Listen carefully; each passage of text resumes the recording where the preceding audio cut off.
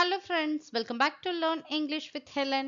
இந்த வீடியோல நம்ம டெய்லி யூஸ் பண்ற சென்டென்சஸ் தான் பார்க்க போறோம். ஸோ கண்டிப்பா உங்களுக்கு யூஸ்ஃபுல்லா இருக்கும். வீடியோவை ஸ்கிப் பண்ணாம ஃபுல்லா பாருங்க. Without delay, let's get started. Let's see the first sentence. 15 நாட்களுக்கு ஒரு முறை நான் வெளியில சாப்பிடுவேன். 15 டேஸ்க்கு ஒன்ஸ் தான் நான் வெளியில அவுட் சைட் ஃபுட் எடுத்துப்பேன். டெய்லி நான் வீட்ல தான் சாப்பிடுவேன். 15 டேஸ் ஒன்ஸ் தான் நான் வெளியில சாப்பிடுவேன்றதை எப்படி சொல்லலாம்? Once in a fortnight I eat outside.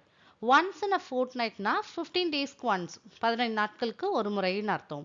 Once in a fortnight I eat outside. Next sentence.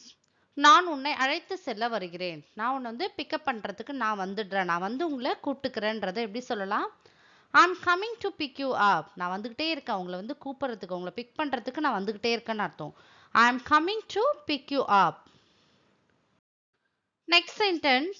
உங்களுடன் பேசுவது நன்றாக இருந்தது. நான் உங்க கூட இவ்வளோ நேரம் டைம் ஸ்பெண்ட் பண்ணி பேசிட்டு இருந்தேன். ரொம்ப நல்லா இருந்தது. உங்களோட டைம் ஸ்பெண்ட் பண்ணது ரொம்ப நல்லா இருந்ததுன்றதை எப்படி சொல்லலாம்?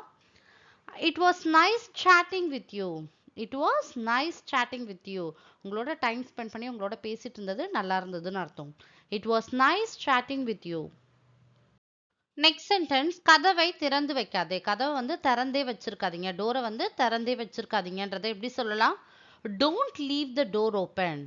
Don't leave the door open. கதவு திறந்தே வச்சிருக்காதீங்கன்னு அர்த்தம். Next sentence. அவன் உன் நண்பனா? அவன் உங்களோட ஃப்ரெண்டான்றதை எப்படி கேட்கலாம்? Is he your friend? Is he your friend? அவர் உங்களுடைய ஃப்ரெண்டா? Is he your friend? Next sentence. நான் இதுவரை உங்களிடம் எதுவும் கேட்கவில்லை. நான் இதுவரைக்கும் உங்ககிட்ட நான் எதுவுமே கேட்டதில்லைன்றதை எப்படி சொல்லலாம்? I haven't asked for anything from you till now.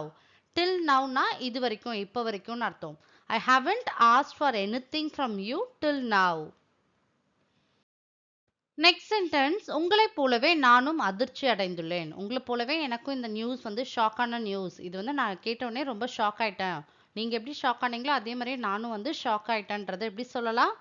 I am as shocked as you are. உங்களுக்கு எப்படி அந்த நியூஸ் ஷாக்கா இருந்துச்சோ அதே மாதிரி தான் நானும் அந்த நியூஸை கேட்ட பிறகு ஷாக் ஆயிட்டேன்னு சொல்வீங்களே அதான். I am as shocked as you are. Next sentence. நான் எனது தொலைபேசியை வீட்டில் வைத்து விட்டேன். நான் வர அர்ஜென்ட்ல என்னோட ஃபோனை வீட்டிலே வச்சுட்டு வந்துட்டேன் அப்படின்றத எப்படி சொல்லலாம்? I left my phone at home. நான் வீட்டிலே என்னோட ஃபோனை வச்சிட்டேன். I left my phone at home. So my dear friends, I hope this video will be useful for you.